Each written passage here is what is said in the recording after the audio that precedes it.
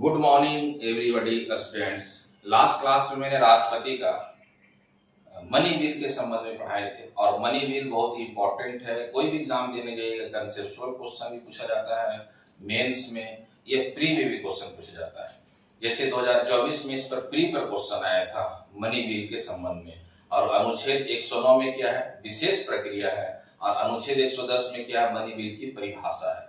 इस पर मैंने अलग एक वीडियो ही बना दी है। 2024 का मैं जो क्वेश्चन पूछा गया है आईएएस में प्री में, वो भी मैंने आपको इस पर डिस्कस कर दिए हैं। आप उस क्वेश्चन को और उस वीडियो को जाकर के आप देखेंगे। अभी जो मैं दूसरा टॉपिक फाइनेंशियल बिल, प्रेसिडेंट का जो फाइनेंशियल बिल है उसको मैं दूसरा टॉपिक पर डिस्कस करेंगे बजट के संबंध में। और बजट से भी क्वेश्चन पूछा गया है 2024 में, उस क्वेश्चन को भी हम लोग देखेंगे कि बजट के संबंध में कौन सा क्वेश्चन पूछा गया है। और बजट बहुत ही इंपॉर्टेंट है। विश्व में बजट सबसे पहले कहां प्रस्तुत किया गया, किसके द्वारा प्रस्तुत किया गया। भारत में पहली बार बजट के संबंध में जो प्रस्तुत किया गया वह कौन सा आपको है, कब प्रस्तुत किया गया, वो बजट के संबंध में देखेंगे। बजट पहले क्या था कि सामान्य बजट और रेल बजट जो है एक साथ पेश होता था। 1924 में एक कमेटी आएगा, एक वर्क कमेटी, उस कमेटी के आधार पर दोनों को अलग कर दिया जाएगा। फिर आगे चल करके 2016 में नरेंद्र मोदी की सरकार एक कमेटी बनाएंगे और उस कमेटी के आधार पर फिर 2017 में बजट को एक कर दिया जाएगा। और बजट बहुत ही इंपॉर्टेंट है। बजट से यूपीएससी में 2-3 क्वेश्चन भी पूछा गया है, उस पर भी मैं डिस्कस करूंगा। जैसे एक क्वेश्चन सामान्य पूछा जाता है एग्जाम में, आप यूपीएससी का पहले का पेपर देखिएगा प्री में, कि यदि बजट लोकसभा में पास नहीं होता है तो क्या इस कंडीशन बनेगा। एक ही कंडीशन बनेगा, भारत के प्रधानमंत्री को रिजाइनेशन देना होगा। क्योंकि बजट का मतलब क्या है कि लोकसभा में यदि बजट पास नहीं हो रहा है, इसका मतलब है कि प्रधानमंत्री पर लोकसभा में लोगों का विश्वास नहीं है। और लोकसभा को क्या कहते हैं, पीपल ऑफ द हाउस कहा जाता है।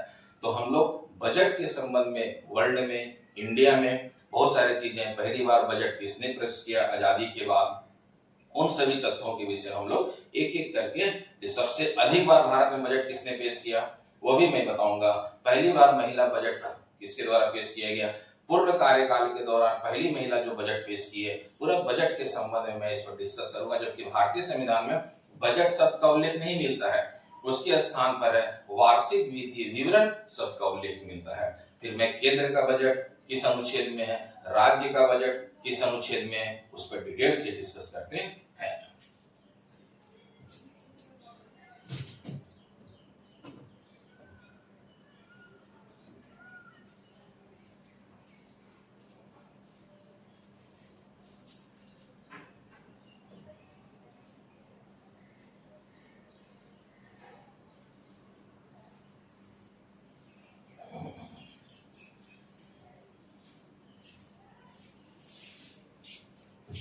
अभी जो टॉपिक हम लोग पढ़ रहे हैं राष्ट्रपति का वित्तीय शक्ति, फाइनेंशियल पावर, और फाइनेंशियल पावर में सेकंड टॉपिक पढ़ रहे हैं बजट।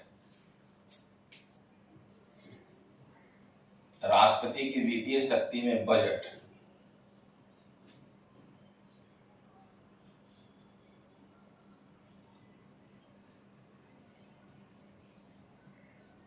बजट और बजट जो है ये फ्रेंच भाषा से निकला हुआ है, जिसका अर्थ होता है चमड़े का थैला। और सबसे पहले विश्व में जो बजट पेश किया गया था वो फ्रांस में पेश किया गया था। फ्रांस के शासक या फ्रांस के राजा जो थे वह नेपोलियन बोनापार्ट थे। इसीलिए विश्व में पहली बार बजट, या विश्व में बजट का जनक जिसको कहा जाता हुआ आपको नेपोलियन बोनापार्ट को कहा जाता है। तो बजट शब्द है यह फ्रेंच भाषा से निकला हुआ है।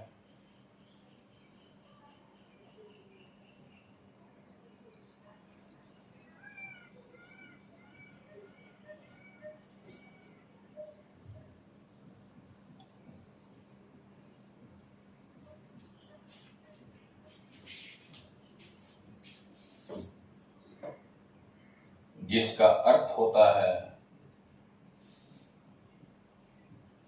चमड़े का थैला।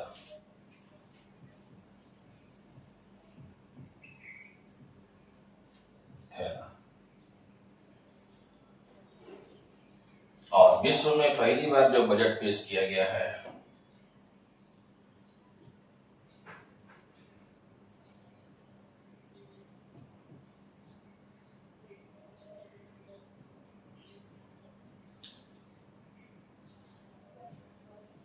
बजट। विश्व में पहली बार बजट फ्रांस के राजा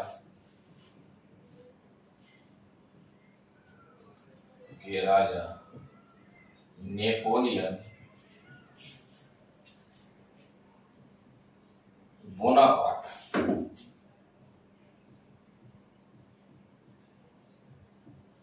बोनापार्ट के द्वारा फ्रांसीसी संसद में प्रस्तुत किया गया था।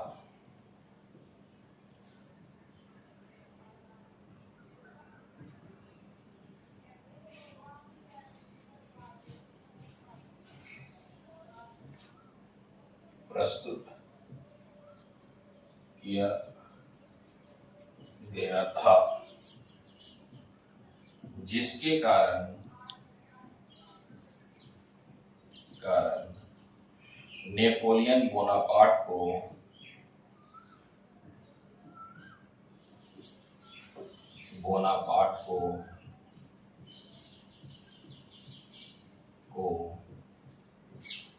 विश्व बजट का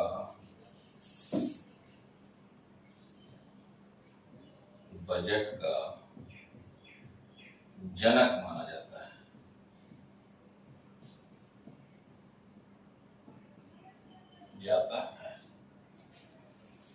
इसी प्रकार ये तो विश्व में बजट का जनक हो गया नेपोलियन बोनापार्ट। जब आप पढ़ेंगे भारत में पहली बार जो बजट पेश किया गया था 1858 के ब्रिटिश शासनकाल में, 1858 के अधिनियम के आधार पर। और ब्रिटिश संसद में जब भारत का पहला बजट पेश किया गया था तो उस ब्रिटिश अधिकारी का नाम था जेम्स विल्सन। जेम्स विल्सन ने भारतीय बजट को पहली बार ब्रिटिश संसद में प्रस्तुत किया था। तो भारत के संदर्भ में हम लोग देखते हैं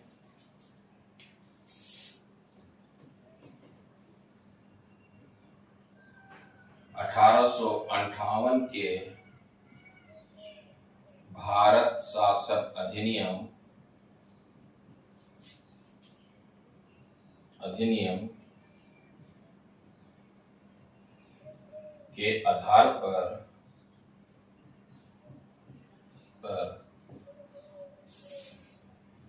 1859-60 ईस्वी में ब्रिटिश अधिकारी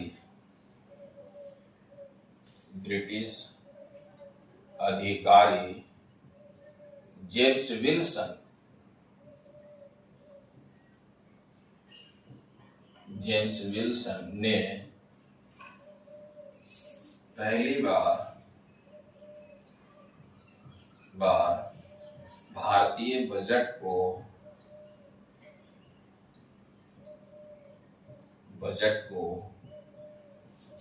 ब्रिटिश संसद में रखा था।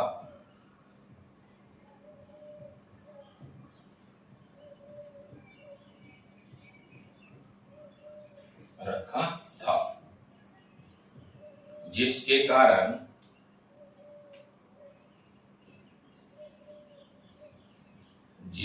कारण जेम्स विल्सन को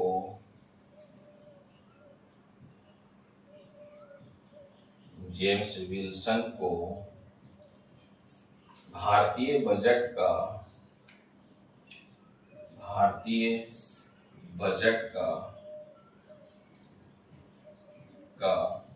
जनक माना जाता है।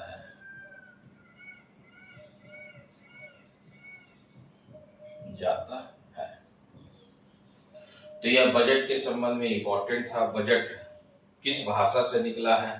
तो फ्रेंच भाषा से निकला है। और बजट जो है पहली बार वर्ल्ड में किसके द्वारा पेश किया गया है? तो नेपोलियन बोनापार्ट के द्वारा। आप इसे याद रखेंगे, नेपोलियन बोनापार्ट के द्वारा पेश किया गया। फिर भारतीय बजट को सबसे पहले किसके द्वारा पेश किया गया है? तो आप याद रखेंगे, जेम्स विल्सन ने भारतीय बजट को सबसे पहले पेश किया, इसीलिए जेम्स विल्सन को हम लोग कहते हैं भारतीय बजट का जनक। और जब पहली बार बजट आया था तो उस समय आम बजट और रेल बजट दोनों एक साथ पेश होता था। आप इसे नेक्स्ट ये स्क्रीनशॉट ले लें, फिर मैं इस पॉइंट को लिखते हैं।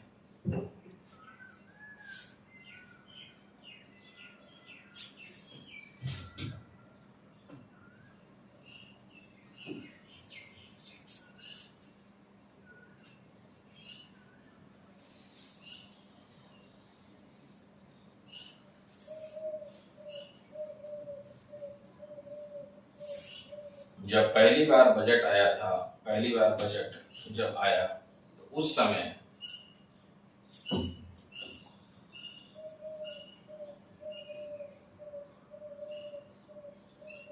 पहली बार बजट जिसमें आम बजट और रेल बजट दोनों एक साथ पेश किया जाता था, जिसमें आम बजट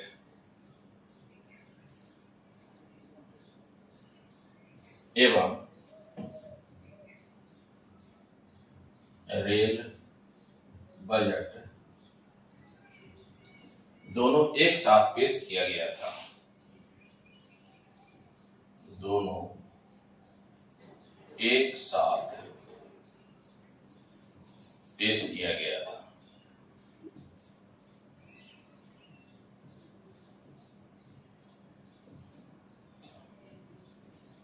तो ये बहुत ही इंपॉर्टेंट है। पहले जब बजट आया तो वह आम बजट का मतलब जनरल बजट, जिसमें इस बजट का मतलब क्या होता है, आय और व्यय, जो हम लोग इनकम प्राप्त कर रहे हैं और जो हम लोग एक्सपेंडिचर कर रहे हैं, उसी का आय और व्यय में जो है एक वर्ष में जो हम लोग निकालते हैं उसी को बजट कहा गया है, बजट। और यह रेल बजट पहले एक साथ पेश होता था, लेकिन आगे चल करके फिर बजट पर भारत के नागरिकों को बहस करने का अधिकार दिया गया 1892 के भारत शासन अधिनियम में। 1892 के इंडियन काउंसिल एक्ट, भारत शासन अधिनियम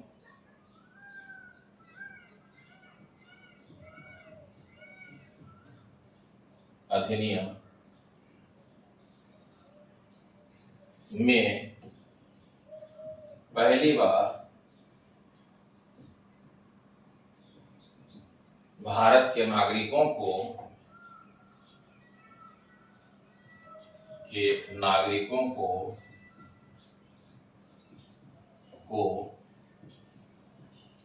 बजट पर प्रश्न पूछने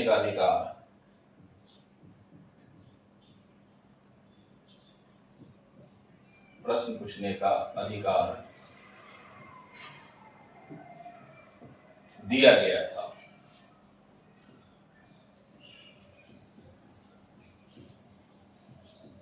जो भारतीय बजट होगा उसी बजट पर भारत के नागरिक या भारत के राष्ट्रीय नेताओं को प्रश्न पूछने का अधिकार किस अधिनियम के तहत दिया गया? 1892 के इंडियन काउंसिल एक्ट के तहत दिया गया था, भारत शासन अधिनियम। और यह बहुत ही इंपॉर्टेंट है, बहुत जगह एग्जाम में क्वेश्चन पूछा जाता है कि भारत के नागरिकों को प्रश्न पूछने का अधिकार बजट पर कब मिला है, तो आप इसे याद रखिएगा 1892 के भारत शासन अधिनियम। यह 1892 का इंडियन काउंसिल एक्ट के तहत दिया गया।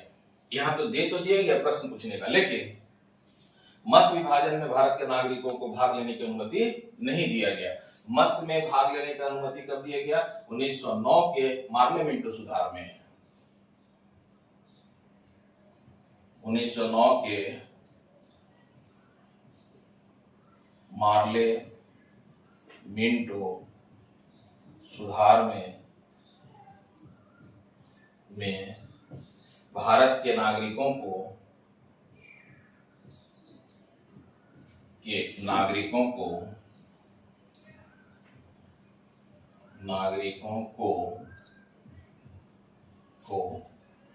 प्रश्न पूछने के साथ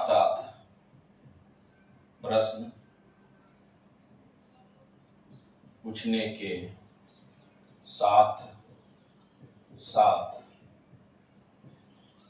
मत विभाजन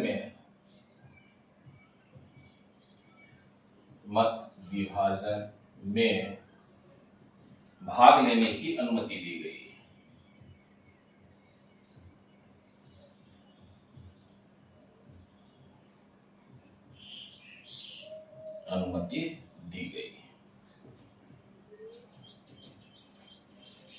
तो ये पहले एक साथ बजट पेश हो रहा है और बजट में पहले तो दे दिया गया प्रश्न पूछने का अधिकार 1892 के इंडियन काउंसिल एक्ट में, फिर आगे चल करके पार्लियामेंट्री सुधार होगा 1909 में, इसमें दिया जाएगा कि प्रश्न भी पूछ सकते हैं और मत विभाजन हो तो उसमें भाग भी ले सकते हैं। ये दोनों दे दिया गया। फिर आगे चल करके एक कमेटी बनाया गया, जिस कमेटी का नाम है एकवर्थ समिति। 1924 में ब्रिटिश सरकार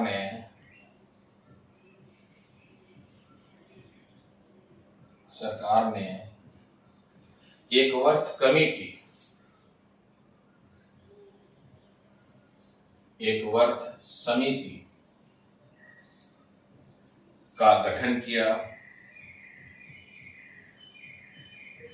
किया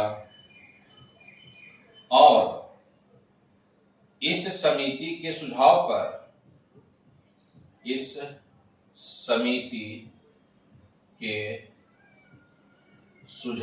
पर 1924 के भारतीय बजट में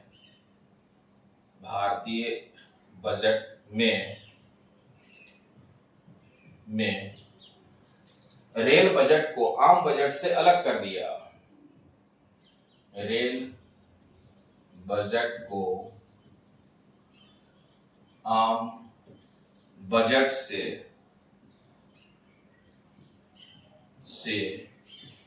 अलग कर दिया।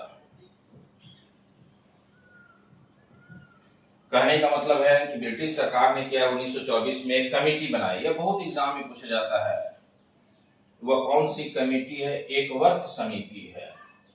और इस समिति के आधार पर क्या किया गया? रेल बजट को आम बजट से अलग कर दिया गया।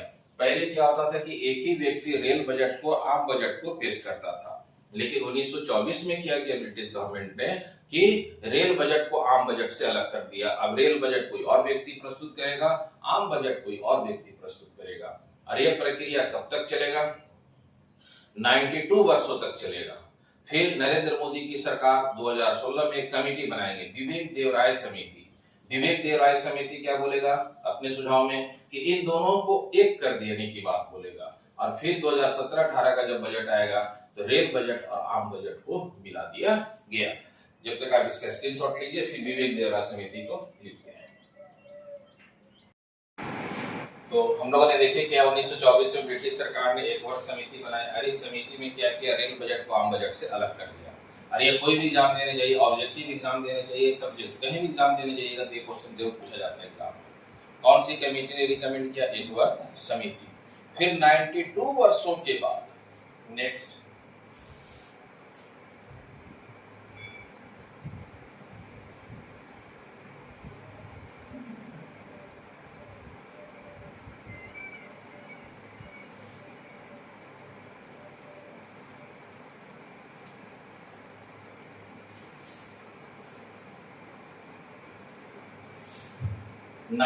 वर्षों के बाद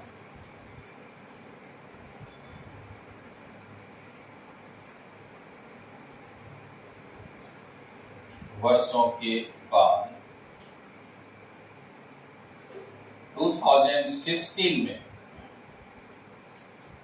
विवेक देवराय समिति का गठन किया गया। विवेक देवराय समिति का गठन किया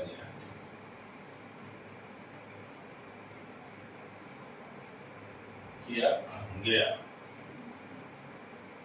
और इस समिति ने सुझाव दिया और उस सुझाव को केंद्र सरकार ने स्वीकार कर लिया। सुझाव क्या दिया कि जो रेल बजट है वो आम बजट के साथ मिला दिया गया। तो पहला इंपॉर्टेंट पॉइंट इसमें नोट कर लीजिएगा, समिति का सुझाव।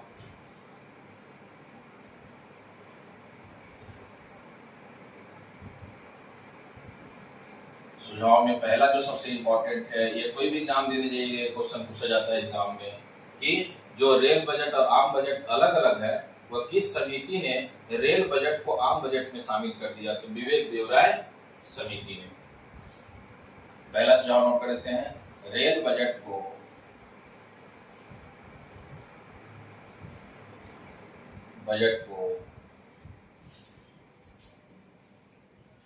आम बजट में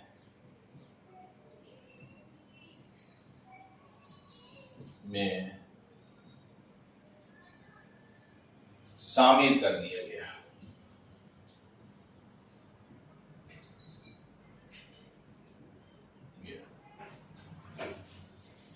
तो पहला पॉइंट आप इसमें याद रखिएगा, रेल बजट को आम बजट में शामिल कर दिया गया। दूसरा पॉइंट, रेलवे का आधुनिकीकरण करने का एक लक्ष्य निर्धारित किया गया। रेलवे का आधुनिकीकरण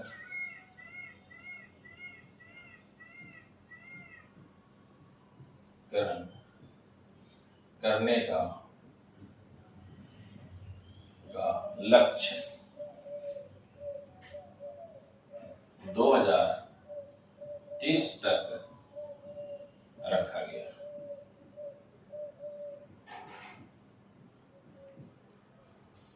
रेलवे का आधुनिकीकरण करने का लक्ष्य 2030 तक रखा गया। जब ये रेल बजट को आम बजट में शामिल करने का सुझाव दे दिया गया तो पहली बार कब शामिल कर दिया गया? 2017-18 के बजट में रेल बजट को आम बजट में शामिल कर दिया गया। 2017-18 के बजट में रेल बजट को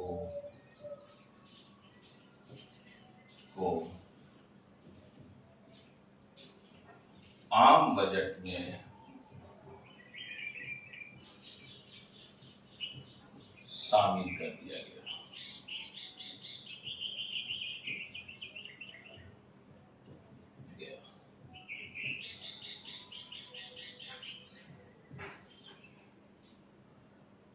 फिर 2017-18 के बोर्ड एग्जाम में क्वेश्चन पूछता है कि नरेंद्र मोदी की सरकार ने कब किस बजट से रेलवे का निजीकरण प्रारंभ किया? तो 2017-18 के बजट से। 2017-18 के बजट से रेलवे का निजीकरण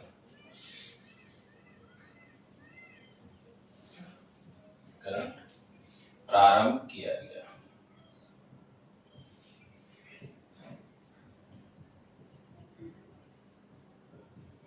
तो यह विवेक देवराय समिति का सुझाव था, जिसने सुझाव दिया। इसी सुझाव के आधार पर रेल में आपको है रेल बजट को आम बजट में शामिल कर दिया गया। तो अब क्या है कि अब भारत का वित्त मंत्री जो है रेल बजट और आम बजट दोनों एक ही व्यक्ति पेश करते हैं। पहले क्या था कि रेल जो मंत्री होते थे वह रेल बजट पेश करते थे और आम बजट भारत का वित्त मंत्री पेश करते थे। लेकिन अब जो है भारत का वित्त मंत्री जो है वह रेल बजट को भी और आम बजट को भी प्रस्तुत कर रहे हैं। तो यह फैक्चुअल पॉइंट है जो एग्जाम में बहुत जगह पूछा जाता है। इसे आप स्क्रीनशॉट ले सकते हैं आराम से।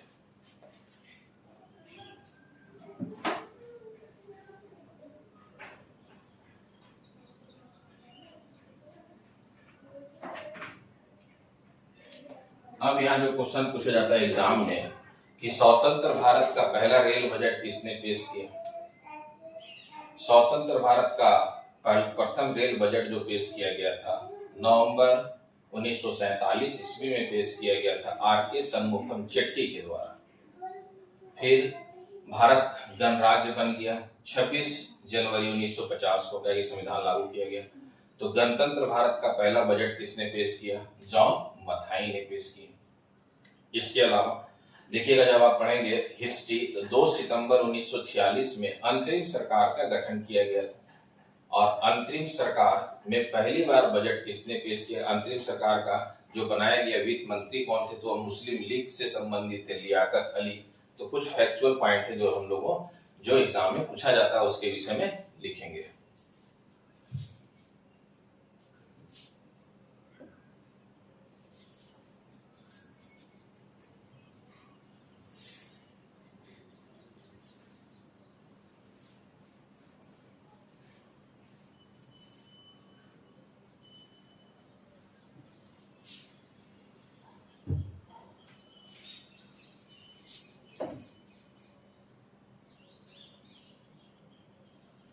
सितंबर 1946 ईस्वी में JL नेहरू के नेतृत्व में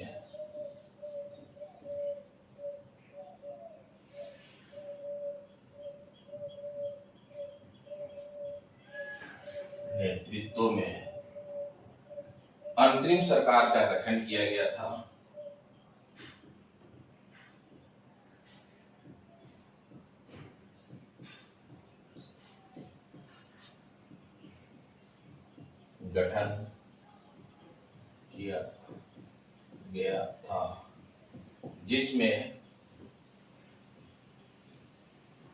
जिसमें कुल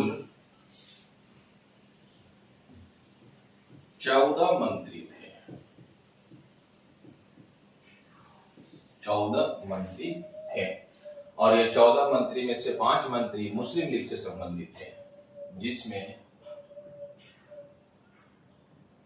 5 मंत्री मुस्लिम लीग से संबंधित थे।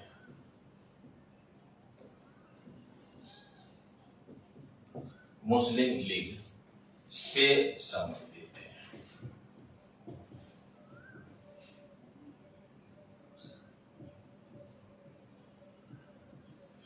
और मुस्लिम लीग के जिद के कारण या मुस्लिम लीग के डिमांड के कारण वित्त मंत्री दिया गया था मुस्लिम लीग के सदस्य को, जिनका नाम था लियाकत अली। अंतरिम सरकार में वित्त मंत्री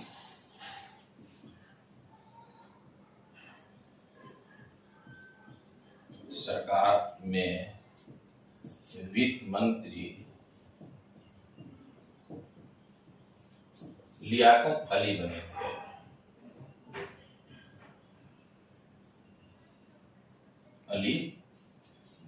जो मुस्लिम लीग से संबंधित थे। ब्रैकेट में मैं ये नोट कर देता हूं, मुस्लिम लीग, लियाकत अली बने थे। और इस तरह देखिएगा, हमेशा क्वेश्चन पूछा जाता है एग्जाम में, अंतरिम सरकार में कौन कौन मंत्री कौन कौन से पद पर काम कर रहे थे। एक तो यह, दूसरा स्वतंत्र भारत का पहला कैबिनेट मंत्री। ये दोनों ही वीडियो, शॉर्ट वीडियो बना करके मैं अपने चैनल पर डाले हुए हैं, आप उससे जरूर जाकर के पढ़ें। क्यों? क्योंकि अंतरिम सरकार से क्वेश्चन हमेशा पूछा जाता है कि अंतरिम सरकार में कौन सा मंत्रालय किसके पास थे। जैसे क्वेश्चन हमेशा आता है कि स्वतंत्र भारत की पहली महिला कौन सी मंत्री बनी, राजकुमारी अमृत कौर। जैसे आपको रक्षा मंत्री कौन थे, वित्त मंत्री कौन थे, तो आप जरूर इसे जाकर के पढ़ेंगे। मैं इसके शॉर्ट वीडियो बना करके इसको मैं डाल दिया हूं अपने चैनल पर, दोनों जगह मैं डाला हुआ हूं। मेरा टेलीग्राम जो है वहां भी डाला हुआ है, टेलीग्राम में भी, ये इंस्टाग्राम पर भी डाले हुए हैं और इसे यूट्यूब चैनल पर भी डाले हुए हैं। तो आपको 14 मंत्री अंतरिम सरकार में कौन कौन रहे हैं और 14 मंत्री जो है स्वतंत्र भारत का पहला कैबिनेट मंत्री बना तो कौन कौन मंत्री रहे हैं। तो ये बहुत ही इंपॉर्टेंट है, जो क्वेश्चन हमेशा पूछा जाता है। देखिए, सिलेक्शन के लिए कुछ चीजें क्या होता है कि कम से कम कुछ चीजें आपको हमेशा याद होना चाहिए कि एग्जामिनर कोई भी क्वेश्चन बनाए तो आप तुरंत उसका जवाब दे सके। और यहाँ पर क्या है कि एग्जाम का जो रणनीति है वो ऐसी रणनीति होनी चाहिए कि कम से कम कुछ चीजें तो आपको पता होना चाहिए। अब अंतरिम सरकार में कौन कौन मंत्री है ये आप जाने, फिर स्वतंत्र भारत का पहला कैबिनेट मंत्री है तो आप जाने। तो अभी जो मैं लिख रहा हूं अंतरिम सरकार के संबंध में कि बजट में जो वित्त मंत्री थे वो लियाकत अली थे। और यह आप क्वेश्चन उठा करके देख लीजिए, कोई भी क्वेश्चन ये एग्जाम में पूछा जाता है। तो यह अंतरिम सरकार के थे। अच्छा, स्वतंत्र भारत का पहला वित्त मंत्री कौन थे? तो आर.के. शनमुखम चेट्टी थे। तो नेक्स्ट हम लोग लिखेंगे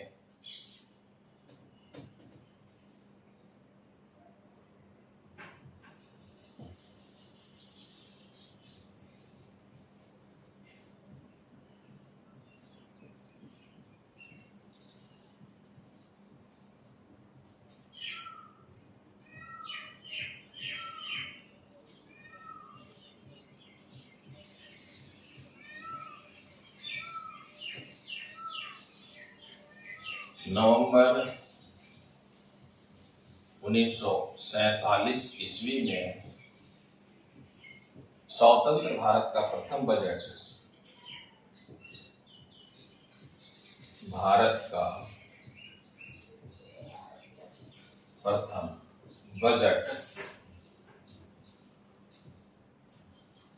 स्वतंत्र भारत का प्रथम बजट डॉक्टर आर के शनमुखम चेट्टी के द्वारा प्रस्तुत किया गया था। डॉक्टर आर के शनमुखम चेट्टी के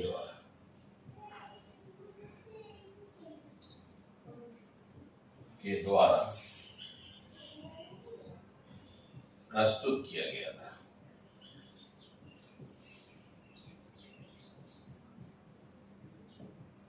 और ये आर के शनमुखम चेट्टी कहां से थे, आप ये भी नोट कर सकते हैं ब्रैकेट में, मद्रास से, चेन्नई से थे।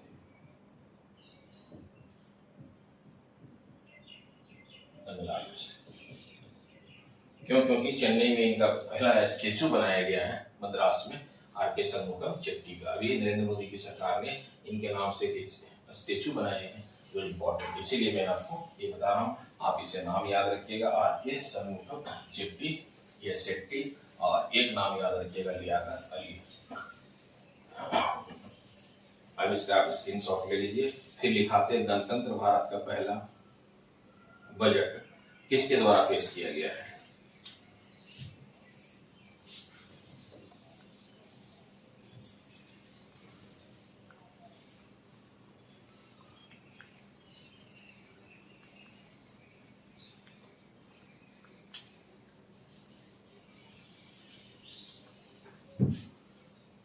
एक नाम आप नेक्स्ट लिखेंगे, डॉक्टर जॉन मथाई।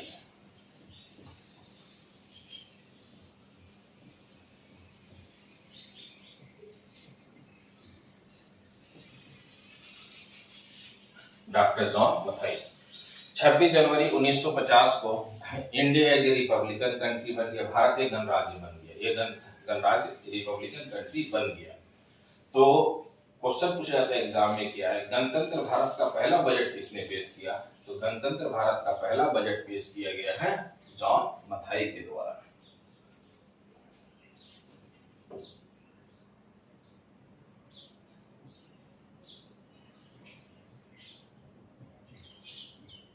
गणतंत्र भारत का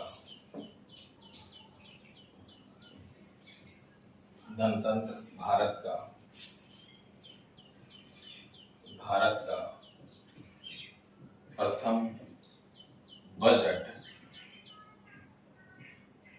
जॉन मथाई के द्वारा प्रस्तुत किया गया था। डॉक्टर जॉन मथाई के द्वारा प्रस्तुत किया गया था।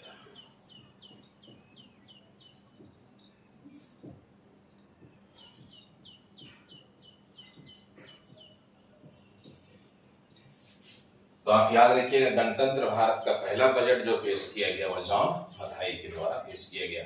जॉन मथाई की दो और भी विशेषताएं इंपॉर्टेंट है, आप इसे नोट कर सकते हैं। मैं बता रहा हूं कि स्वतंत्र भारत का पहला रेल मंत्री जो बने थे वो जॉन मथाई बने थे। स्वतंत्र भारत का पहला रेल मंत्री, पहला कैबिनेट बनेगा ना स्वतंत्र भारत का पहला कैबिनेट, तो उसमें जॉन मथाई रेल मंत्री थे।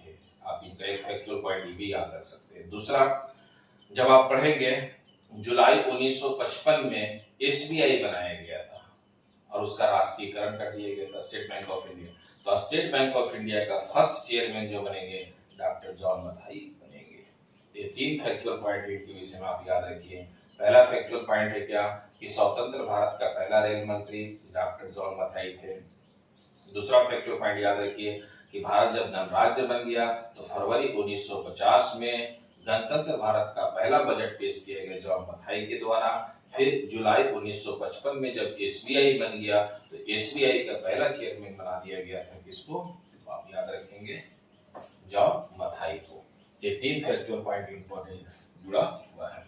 अब हम लोग जो पढ़ेंगे कि कुछ एग्जाम में पूछा जाता है कि अभी तक भारत में सबसे अधिक बार बजट किसके द्वारा पेश किया गया है? तो उनका नाम है मोरारजी देसाई।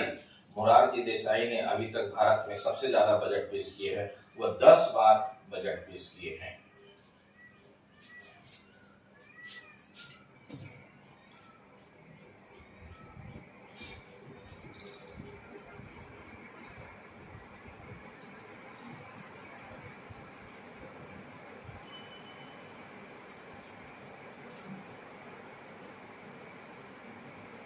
स्वतंत्र भारत में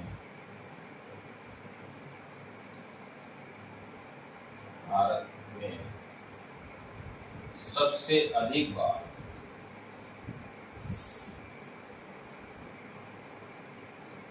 बार 10 बार, सबसे अधिक बार 10 बार भारतीय बजट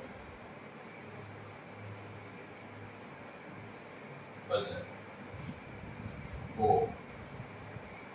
स्वतंत्र भारत में सबसे अधिक बार 10 बार भारतीय बजट को मोरारजी देसाई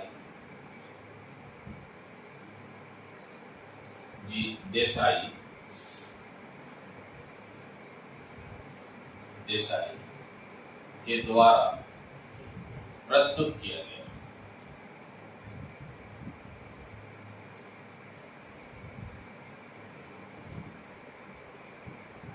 इसके अलावा डॉक्टर मनमोहन सिंह, इससे पहले देखते हैं इंदिरा गांधी का नाम। इंदिरा गांधी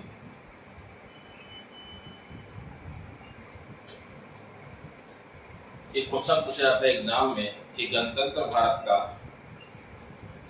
भारत का पहली महिला बजट पेश करने वाली कौन थी? वह इंदिरा गांधी थी। 1970-71 में वह वित्त मंत्री के रूप में कार्य कर रही थी और उन्होंने सबसे पहले बजट पेश की थी। तो आप इसे याद रखिएगा, इंदिरा गांधी।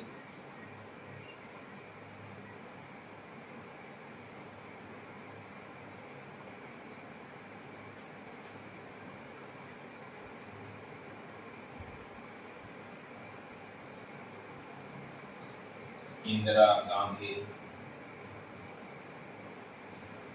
1970-71 ईस्वी में पहली महिला बजट प्रस्तुत की थी। पहली महिला बजट प्रस्तुत की थी।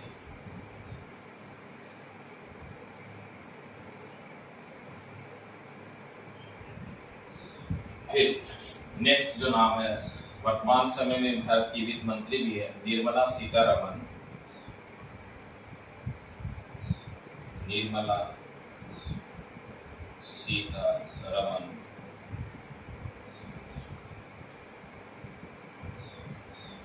इसको दो तरह से पूछा जा सकता है। भारत की दूसरी महिला जो बजट पेश की वह निर्मला सीतारमण है। और इसी क्वेश्चन को घुमा के पूछा जा सकता है कि पूर्ण कार्यकाल के दौरान वित्त मंत्री के रूप में पूर्ण कार्यकाल के दौरान सबसे अधिक बजट जो है 8 बार पेश किया गया, इनके द्वारा किया गया। एक तो पूछ सकता है कि वित्त मंत्री के पूर्ण कार्यकाल के दौरान पहली महिला जो पूरा बजट पेश की 5 साल तक हुआ है, आपको है निर्मला सीतारमण। इसके विषय में 2 फैक्ट आपको याद रखना है। दूसरी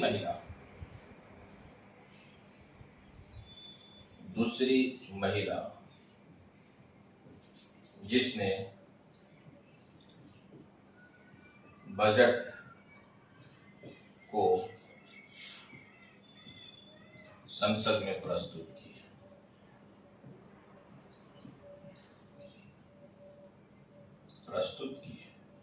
एक तो फैक्ट आप याद रखिए। दूसरा फैक्ट में आपको याद रखना क्या है कि वित्त मंत्री के रूप में पूर्ण कार्यकाल के दौरान पहली महिला जो बजट पेश की थी। वित्त मंत्री के रूप में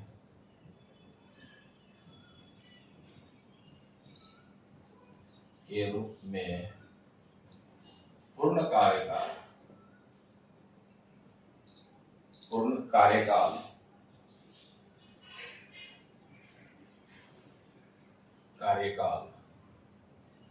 के दौरान बजट प्रस्तुत की थी।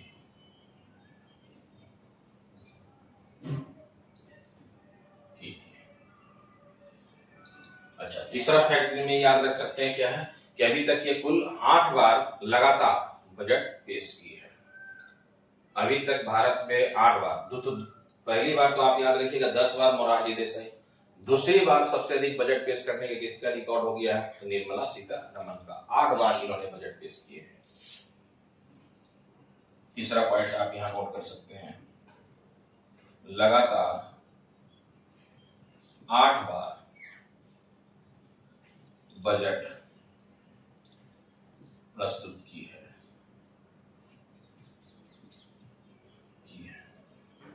तो आप याद रखिएगा, निर्मला सीतारमण भारत की दूसरी महिला जो भारतीय बजट को पेश की, फिर पूर्ण वित्त मंत्री के पूर्ण कार्यकाल के दौरान पहली महिला जो बजट प्रस्तुत की। इसके अलावा मोरारजी देसाई के बाद लगातार जो है 8 बार बजट पेश किया गया, किसके द्वारा? निर्मला सीतारमण के द्वारा। ये कुछ फैक्चुअल पॉइंट है। इसके अलावा एक नाम और भी इंपॉर्टेंट है, ये भारत के वह कौन सी पर्सनालिटी है जो वित्त मंत्री के रूप में भी काम की, प्रधानमंत्री के रूप में भी काम किए और आरबीआई के गवर्नर के रूप में भी रहे हैं। तो वो एक ही पर्सनालिटी है, doctor Manmohan Singh. Doctor Manmohan Singh RBI के गवर्नर थे। डॉक्टर मनमोहन सिंह को भारत में आर्थिक उदारीकरण का जनक कहा जाता है। 1991 में वो भारत के वित्त मंत्री बने थे और भारत को आर्थिक संकट से वो निकाले थे।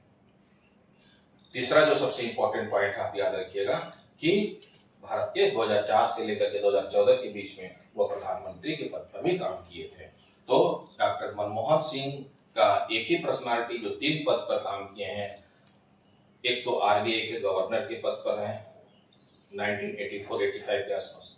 इसके अलावा 1991 में जो है वह भारत का वित्त मंत्री बनेंगे। उदारीकरण उन्हीं का देन है, भारत में एलपीजी लाना, भारत का आर्थिक उदारीकरण करना, ये किनका देन है? डॉक्टर मनमोहन सिंह को। इसीलिए हम लोग आर्थिक उदारीकरण का जनक किसे कहते हैं भारत में? मनमोहन सिंह को कहते हैं। और तीसरा 2004 से लेकर के 2014 के बीच में वह भारत के प्रधानमंत्री के पद पर काम किए। 2 कार्यकाल रहा उनका है, जो सबसे महत्वपूर्ण है तो मनमोहन सिंह। तो ये सामान्य जो मैंने लिखे हैं अभी बजट के संबंध में बताएं कि ये बजट है। अब संवैधानिक प्रावधान किया, ये तो इतिहास के संबंध में सभी चीजें, इतिहास में क्या कैसे आया, पहली बार वर्ल्ड में कब आया, भारत में पहली बार पेश किया गया, रेल बजट आया, पहले आम बजट साथ में आ रहा है, फिर उसके बाद उसको अलग किया जा रहा है, फिर उसको साथ में किया जा रहा है। ये पूरा इतिहास। फिर अंतरिम सरकार में पहली बार वित्त मंत्री कौन बना, फिर स्वतंत्र भारत का पहला वित्त मंत्री कौन बना, फिर गणतंत्र भारत का पहला वित्त मंत्री कौन बना, ये सभी फैक्चुअल पॉइंट है। सबसे अधिक बार बजट किसने पेश किया है? मोरारजी देसाई ने। पहली महिला बजट, दूसरी महिला बजट, इसके विषय हम लोगों ने डिटेल से पढ़े। अब बजट के संबंध में संविधान में क्या कहा गया है, संवैधानिक प्रावधान क्या है, इसे भी हम लोग अभी देखेंगे। लास्ट में हम लोगों ने देखे क्या, निर्मला सीतारमण के विषय में। निर्मला सीतारमण जो भारत की दूसरी महिला है जो बजट पेश की है। एक तो यह क्वेश्चन पूछा जाएगा एग्जाम में। अच्छा, 8 बार लगातार बजट पेश करने वाली यह भारत की दूसरी व्यक्ति है। पहली जो व्यक्ति है वो आपको मोरारजी देसाई, 10 बार बजट पेश की, दूसरी बार। तीसरे याद रखिएगा, पूर्ण कार्यकाल के दौरान भारत की पहली महिला वित्त मंत्री कौन है? आप इसमें याद रखेंगे कि निर्मला सीतारमण है। और ये बहुत ही इंपॉर्टेंट है टॉपिक, इससे जुड़ा हुआ। अब हम लोग इसमें देखते हैं क्या है कि मैंने नाम बता रहे थे, डॉक्टर मनमोहन सिंह भारत के एक ऐसे पर्सनालिटी है, एक ऐसे व्यक्तित्व है जो भारत में आरबीआई के गवर्नर भी रहे, भारत का वित्त मंत्री रहे और भारत के प्रधानमंत्री भी रहे। तो नेक्स्ट हम लोग नोट करते हैं।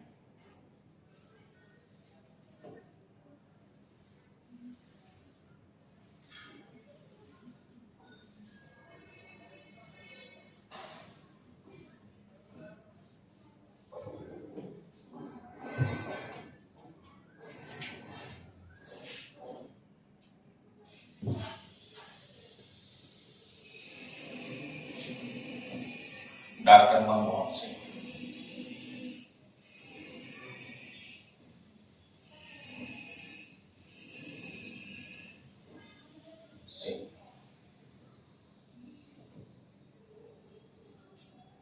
फर्स्ट पॉइंट में क्या इंपॉर्टेंट हो कि आरबीआई के गवर्नर रहे,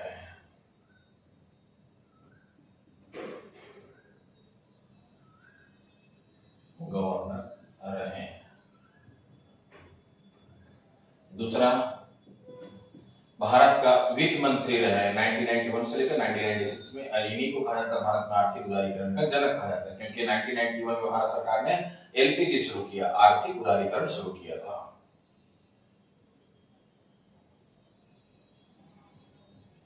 भारत का वित्त मंत्री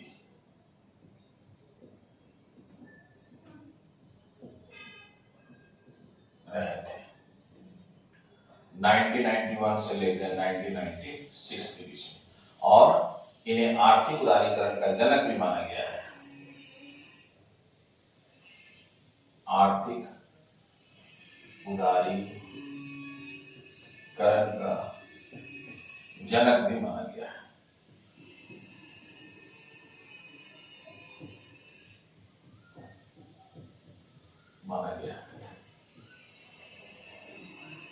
तीसरा, 2004 से 2014 के बीच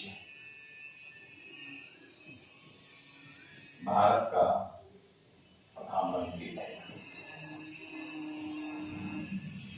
तो ये हम लोगों ने देखे बजट संबंधी कुछ महत्वपूर्ण पॉइंट था, कुछ महत्वपूर्ण बिंदु था जिसके विषय में हम लोगों ने चर्चा किए हैं।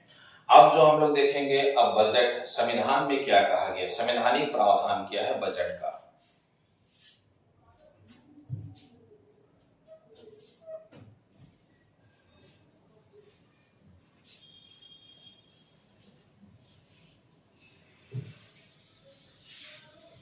बजट का संवैधानिक प्रावधान,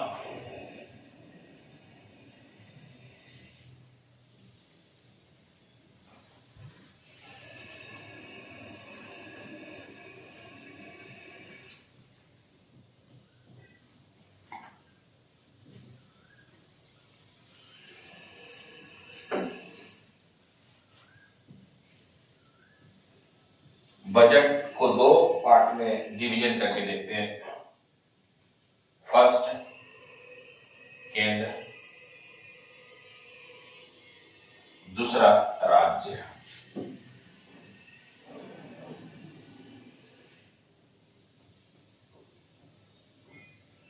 राज्य केंद्र में जो है बजट का प्रावधान अनुच्छेद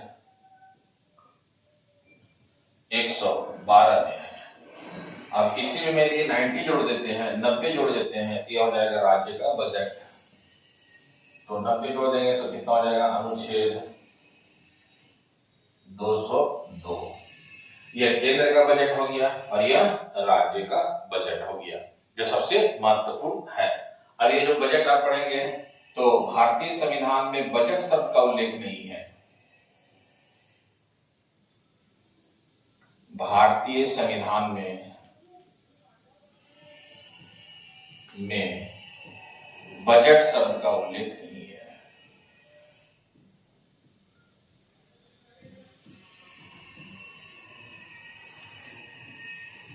उल्लेख नहीं है, बल्कि बजट के स्थान पर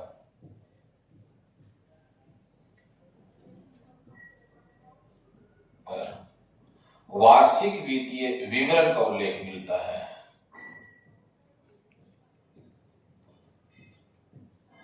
विवरण, जिसको कहा जाता है एनुअल फाइनेंशियल स्टेटमेंट।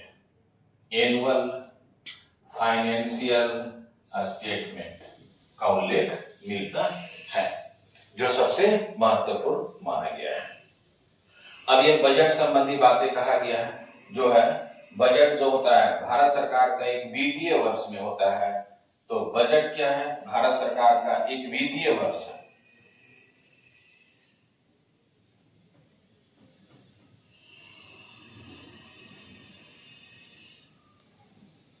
भारत सरकार के एक वित्तीय वर्ष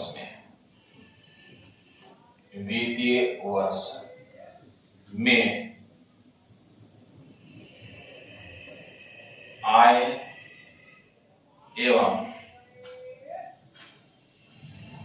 व्यय का विवरण होता है।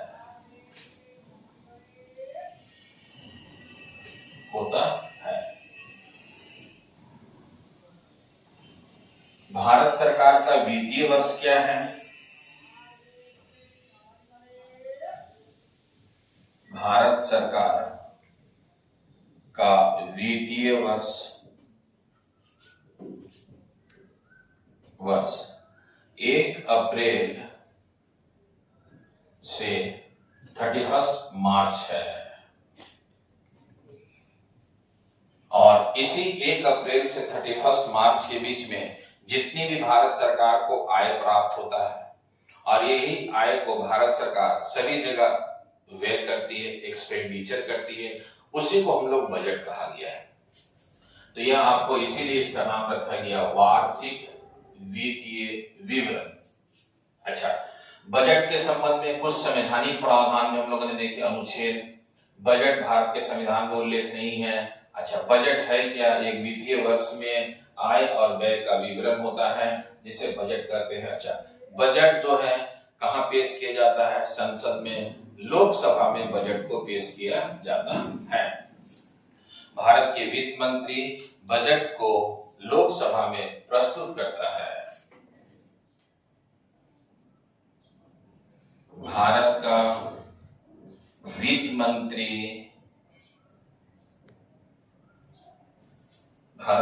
मंत्री केंद्रीय बजट को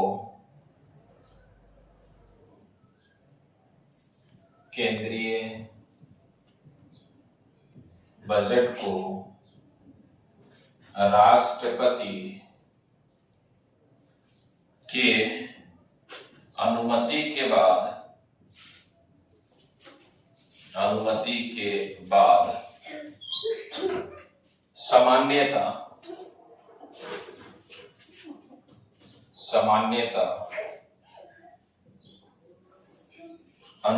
बाद सामान्यतः लोकसभा में पेश किया जाता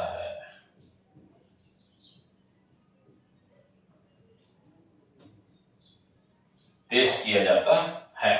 सामान्यतः फिर वही प्रोसीजर है, 14 दिनों के अंदर राज्यसभा भी इससे प्रस्ताव को पास कर देता है। अच्छा, इसमें ये पॉइंट आप याद रखेंगे, केंद्रीय बजट के संबंध में राज्यसभा कोई सुझाव देता है तो लोकसभा उस सुझाव को मान सकता है। तो जब बजट पास हो जाता है तब यह आपको है, इसे केंद्रीय बजट में विभिन्न प्रकार के आय और व्यय का उल्लेख किया जाता है। जैसे अभी बजट पेश किया गया 1 फरवरी 2025 में 2025 और 26 का बजट पेश किया गया है और भारत का टोटल जो बजट है 50.65 लाख करोड़ रुपया रखा गया है। तो ये आप याद रखिएगा, वित्त मंत्री केंद्रीय बजट को राष्ट्रपति की अनुमति के बाद सामान्यतः लोकसभा में पेश किया जाता है। इसके बाद राज्यसभा में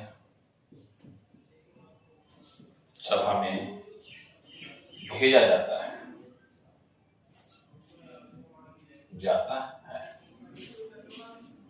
और लोकसभा राज्यसभा में बजट के संबंध में काफी बहस भी होता है। बजट पर ज्ञापन दिया जाता है कि राष्ट्रपति जो है, मैं लास्ट क्लास में आपको बताए थे कि राष्ट्रपति जो है बजट से पहले संसद का ज्वाइंट संबोधन करता है। ये मैं लास्ट में आपको बता चुके हैं, लेजिस्लेटिव पावर में। और उसी संबोधन को क्या किया जाता है, आपको है धन्यवाद प्रस्ताव राष्ट्रपति को देने के बाद लोकसभा और राज्यसभा में इस पर डिस्कशन होता है, वार्ता होता है जो इससे जुड़ा हुआ है। अब यहाँ क्वेश्चन एक पूछा गया यूपीएससी में कि लोकसभा में बजट पेश किया गया और वह बजट लोकसभा में पास नहीं हुआ, तब क्या कंडीशन हो सकता है? एक ही कंडीशन होगा, जब राष्ट्रपति को अपना रिजाइनेशन देना पड़ेगा। राष्ट्रपति नहीं, आपको है प्राइम मिनिस्टर को अपना त्याग पत्र देना पड़ेगा। जो सबसे इंपॉर्टेंट, क्यों प्रधानमंत्री को अपना रिजाइनेशन देना पड़ेगा? क्यों? क्योंकि प्रधानमंत्री जो है लोकसभा में, उनको बजट में विश्वास लोगों पर नहीं है, क्योंकि लोकसभा आम सदन है और आम सदन होने के कारण लोगों का उन पर विश्वास नहीं है, इसलिए बजट पास नहीं हो पाया। इसलिए प्रधानमंत्री को रिजाइनेशन देना पड़ेगा। ये बहुत ही एक बार क्वेश्चन आ चुका है यूपीएससी आईएएस के पेपर में कि यदि लोकसभा में बजट पास नहीं होगा तो क्या कंडीशन बनेगा, भारत के प्रधानमंत्री को रिजाइनेशन देना पड़ेगा। तो इसे आप स्क्रीनशॉट ले लीजिए, इसके बाद पॉइंट फिर लिखते हैं।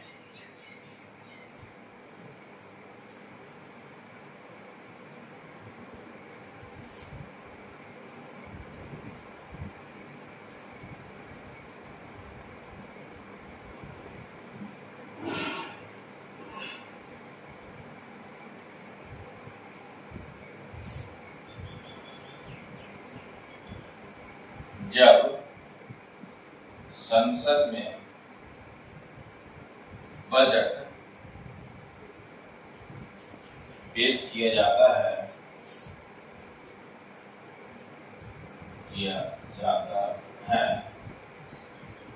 तो इस बजट पर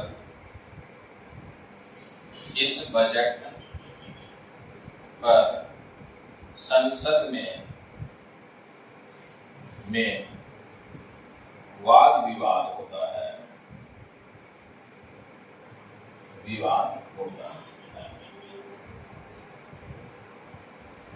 इसके बाद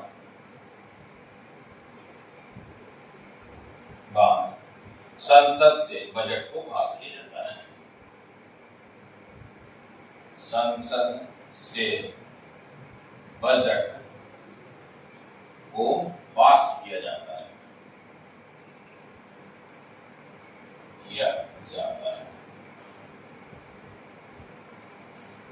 यदि किसी कारणवश मान लेते हैं कि बजट लोकसभा में पास नहीं हो पाया, यदि किसी कारणवश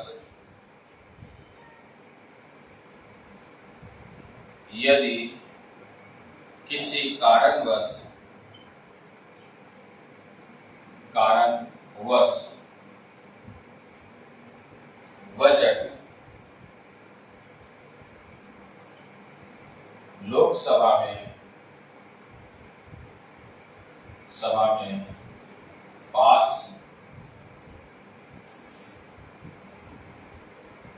नहीं होता है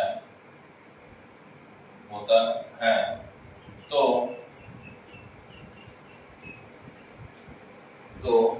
क्या होगा? भारत के प्रधानमंत्री को त्यागपत्र देना पड़ेगा। तो क्या हो सकता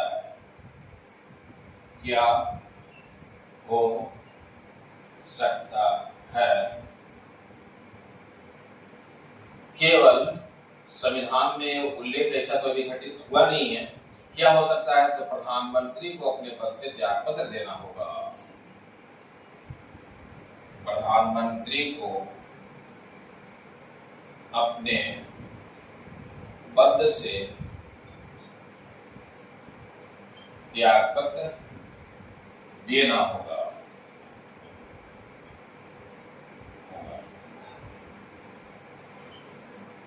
प्रधानमंत्री को क्या है? अपने पद से त्यागपत्र देना होगा। इस प्रकार का समस्या या इस प्रकार का कंडीशन अभी तक भारत में उत्पन्न नहीं हुआ है। इस प्रकार की स्थिति अभी तक भारत में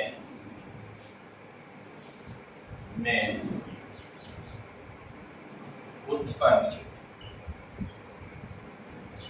नहीं हुआ है। तो आप इसमें याद रखिएगा, ये क्वेश्चन एक बार पूछ चुका है। यदि बजट लोकसभा में पास नहीं होता है तो भारत के प्रधानमंत्री को त्यागपत्र देना पड़ेगा। ऐसा कंडीशन अभी भारत के संविधान में आया नहीं है, जो सबसे महत्वपूर्ण बात है। कभी काल क्या होता है कि राज्यों में कभी काल संकट उत्पन्न हो जाता है। जैसे अभी 2 साल पहले हिमाचल प्रदेश में यह संकट उत्पन्न हुआ था। हिमाचल प्रदेश में टोटल जो विधानसभा की सदस्य संख्या वो 68 है और किसी भी सरकार को बनाने के लिए चाहिए 35 चाहिए। और उस समय कांग्रेस के कुछ विधायक जो थे वह बीजेपी की तरफ मिल गए थे, तो वहां बजट पास नहीं हो पा रहा था, कंडीशन क्रिटिकल हो चुका था। तब विधानसभा के जो अध्यक्ष थे, कुछ नेताओं को सदन में व्यवहार सही नहीं करने के कारण उनको कुछ समय के लिए निलंबित कर दिए। जब वह निलंबित कर दिए, जैसे मान लेते हैं 68 है, अब निलंबित कर दिए, मान ले 10 या 15 को निलंबित कर दिए, तो क्या हुआ? निलंबित किए तो मान लेते हो कि आपको है कि 55 बचा विधायक बचे, अब 55 जो बचे उसका 50% प्लस हुआ। तो उस तरह का कंडीशन अभी हिमाचल प्रदेश में आया था, जो है कभी काल ये कंडीशन राज्यों में उत्पन्न देखने को मिलता है। केंद्र में भी कभी काल ये कंडीशन हो सकता है कि मान लेते हैं बजट पेश किया गया और बजट पेश करने के बाद लोकसभा में पास ही नहीं हो पा रहा। तब क्या किया, लोकसभा के जो सत्ता पक्ष के कुछ लोग थे वो विपक्ष में चले गए। तब क्या कर सकते, अध्यक्ष का पावर यहाँ इंपॉर्टेंट हो जाएगा। अध्यक्ष जो है कुछ सांसदों पर जो आपको व्यवहार सही नहीं होने के कारण उसको कुछ समय के लिए निलंबित कर देंगे, सदन से बाहर कर देंगे। तब उस समय क्या होगा कि बजट को पास किया जाता है। ये कभी काल जो है इस प्रकार का कंडीशन उत्पन्न होता है। अभी हाल में देखा गया है हिमाचल प्रदेश में, और ये बहुत ही इंपॉर्टेंट है, इस चीजों को समझना है। और आप जब पढ़ेंगे ना संसदीय शासन व्यवस्था, तो संसदीय शासन व्यवस्था में सबसे इंपॉर्टेंट पॉइंट क्या है कि सरकार बनाने के लिए चाहिए, कोई भी प्रस्ताव पास करने के लिए चाहिए, सामान्य प्रस्ताव के रूप में मैं बता रहा हूँ। केंद्रीय बजट क्या एक सामान्य प्रस्ताव के रूप में है, उसमें 50% प्लस 1 का कंसेप्ट रखा गया है। इसीलिए बहुत ही महत्वपूर्ण अभी है घटना किसी में। लेकिन इन केस कभी ऐसा घटना हो सकता है, जैसे राज्य में भी ऐसे घटना होता है कि राज्य में विधानसभा में बजट पेश किया गया और वह बजट ही पास नहीं हो पाया। तब वहां भी कंडीशन हो सकता है कि राज्य के मुख्यमंत्री को रिजाइनेशन देना पड़ेगा। तो इसीलिए ये बहुत इंपॉर्टेंट टॉपिक है, समझने वाला है थोड़ा सा। जो इसमें है बजट पास नहीं होगा तो राज्य में सीएम को रिजाइनेशन देना पड़ेगा, बजट पास नहीं होगा तो केंद्र में प्राइम मिनिस्टर को रिजाइनेशन देना होगा। रिजाइनेशन किसको देंगे, तो राष्ट्रपति को देंगे केंद्र में, और राज्य में किसको देंगे, तो राज्य में याद रखिएगा गवर्नर को देंगे, मुख्यमंत्री। ये बजट के संबंध में इंपॉर्टेंट था, जो सबसे महत्वपूर्ण है, क्वेश्चन पूछा जाता है एग्जाम में। यह याद रखेंगे। जब भारतीय संविधान में मैंने पूरा डिटेल से बता दिया कि बजट शब्द का उल्लेख नहीं है, तो इससे जुड़ा हुआ। फिर इसी में देखिएगा आप जब पढ़ेंगे तो 2024 में भी आईएएस में क्वेश्चन पूछा गया है केंद्रीय बजट के संबंध में। 2024 के प्री में यह क्वेश्चन पूछा गया था, आईएएस में भी केंद्रीय बजट के संबंध में। तो क्वेश्चन क्या पूछा गया था केंद्रीय बजट के संबंध में, उस क्वेश्चन पर हम लोग अभी डिस्कस करते हैं। क्वेश्चन लिख के समझाते हैं और बताते हैं उस क्वेश्चन का डिमांड क्या है, जो सबसे महत्वपूर्ण माना गया है।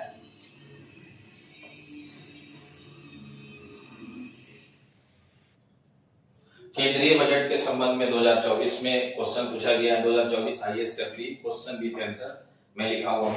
अब ये केंद्रीय बजट में जो पढ़ा रहा था बजट, उसके संदर्भ में 2024 का जो क्वेश्चन पूछा गया उसके विषय में देखते हैं। केंद्रीय बजट के संदर्भ में निम्नलिखित कथनों पर विचार कीजिए। कथन एक दे दिया, प्रधानमंत्री की ओर से केंद्रीय वित्त मंत्री संसद के दोनों सदनों के समक्ष वार्षिक वित्तीय विवरण रखते हैं। वार्षिक वित्तीय विवरण जो मैंने अभी जस्ट बताया इस वीडियो में कि एनुअल फाइनेंशियल स्टेटमेंट मैं बोला क्या कि भारत के संविधान में बजट का उल्लेख नहीं मिलता है, तो वार्षिक वित्तीय विवरण का उल्लेख मिलता है। वार्षिक वित्तीय विवरण के संदर्भ में यह कहा गया है कि प्रधानमंत्री की ओर से केंद्रीय वित्त मंत्री संसद के दोनों सदनों के समक्ष वार्षिक वित्तीय विवरण रखते हैं। यह स्टेटमेंट गलत है। मैंने जस्ट इस वीडियो में समझाया है कि वार्षिक वित्तीय विवरण भारत के वित्त मंत्री लोकसभा में पेश करेंगे सामान्यतः। समझ में आ रहा है मेरी बात को? यहाँ ये दे दिया है संसद के दोनों सदनों, इसका मतलब यह स्टेटमेंट गलत है। दूसरा स्टेटमेंट क्या दे रहे हैं, केंद्रीय स्तर पर भारत के राष्ट्रपति की अनुशंसा के बिना अनुदानों की मांग नहीं की जाती है। यह स्टेटमेंट सही है। जब भी हमको अनुदान की आवश्यकता पड़ेगा तो अनुदान हम लोग कहां से है, जब भी लेंगे अनुदान तो वह राष्ट्रपति की अनुमति से ही ले सकते हैं। और इसके लिए भारत में जब आप पढ़ेंगे संविधान में तो 2 प्रकार का फंड कहा गया है। मैं पिछले वीडियो में भी इसका चर्चा की है। एक है कंटीजेंसी फंड और दूसरा है कंसोलिडेटेड फंड। कंसोलिडेटेड फंड का मतलब है 266 संचित निधि, कंटीजेंसी फंड का मतलब आकस्मिक निधि 267 में है। उसी प्रकार जब भी अनुदान की मांग किया जाएगा तो राष्ट्रपति की अनुमति से ही किया जाएगा। जैसे एक होता है आपको एप्रोप्रिएशन बिल होता है जिसको कहते हैं अनुच्छेद 114 में उल्लेख है, जिसको अनुदान मांग कहते हैं, अनुदान बिल के रूप में अनुदान की, उसमें भी यदि अनुदान की मांग करना हो तो राष्ट्रपति से अनुमति लेना पड़ेगा। यह स्टेटमेंट सही है, इसलिए केवल एक यह स्टेटमेंट गलत हो गया। केवल 2 1 और 2 ये भी गलत हो गया, तो केवल आंसर हो जाएगा 2 जो सबसे इंपॉर्टेंट है। तो मैंने बजट के संबंध में पूरा डिटेल से बता दिए हैं, आप इसे देखिएगा। संवैधानिक प्रावधान, अनुच्छेद, केंद्र राज्य, मैंने एग्जांपल देके समझा दिए कि जब भी बजट पास होगा तो 50% +1 समर्थन चाहिए। अभी हिमाचल प्रदेश में एक संकट आया, उसके विषय में बता दिए। यदि बजट पास नहीं होता है तब भारत के प्रधानमंत्री को केंद्र में, राज्य में मुख्यमंत्री को रिजाइनेशन देना पड़ेगा। विश्व में मैंने बता दिए बजट शब्द की उत्पत्ति कब हुआ, फिर मैंने ऐतिहासिक बैकग्राउंड भी बता दिए कि अंतरिम सरकार में कौन वित्त मंत्री थे, फिर स्वतंत्र भारत के पहले वित्त मंत्री, फिर गणतंत्र जो बना उसके वित्त मंत्री कौन थे, सबसे अधिक बजट किसके द्वारा पेश किया गया है। तो बजट के संबंध में मैंने डिटेल वीडियो बना दिए। यूपीएससी में मैंने 2 क्वेश्चन का भी डिस्कस कर दिए, एक क्वेश्चन 2024 का और एक क्वेश्चन पूछा गया था वो पहले कि यदि केंद्र में बजट पास नहीं होता है लोकसभा में तो प्रधानमंत्री क्या करेंगे। एक ही उपाय है, एक ही विकल्प है, रिजाइनेशन। आज किसको रिजाइनेशन देंगे, वह राष्ट्रपति को देंगे। तो यह बजट के संबंध था। राष्ट्रपति की वित्तीय शक्ति में पहला पॉइंट हम लोगों ने देखे मनी बिल, जो मैंने डिटेल पढ़ा दिए। दूसरा जो हम लोग देखे हैं बजट वार्षिक वित्तीय विवरण के संबंध में यूपीएससी का क्वेश्चन भी मैंने सोल्व करा दिए जो इससे जुड़ा हुआ है।